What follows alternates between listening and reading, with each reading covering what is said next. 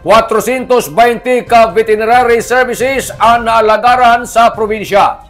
Mikabatnan 420 ang veterinary services ang nasod sa lungsod ng Higakit, Surigao del Norte niadtong Oktubre 16 hangtod sa 17 ning tuig 2025. 98 ka mga pet owners and farmers ang naka-avail sa programa ng Kapitolyo Serbisyong Panghayop Karaban dungan sa Kapitolyo Serbisyo Karaban ni Governor Lyndon Barber sa ikaduha ka adlaw. Mikabatsab ng 108 ka mga ido sa nanmiya ang bakunahan, na purga, na tagaan na bitamina, tambay sa nan ay iban pa mga tagkapon. Samtang siyamsab ang nakanding 27 ka karabaw sa nan baka ang napurga, nahatagan sab ng bitamina, may tag-examine ng dugo sanan ang iban na tag-injeksyonan pabuntis gamit ang artificial insemination. Na serbisyohan sab ang Barangay Poniente, San Isidro, San Antonio, kaiban ang taga-municipal agriculture personnel nan Higakit nga naghasod sa ini na mga serbisyong publiko. Among dako na pasalamat sa LGU Higakit matud pa ni Governor Barbers sa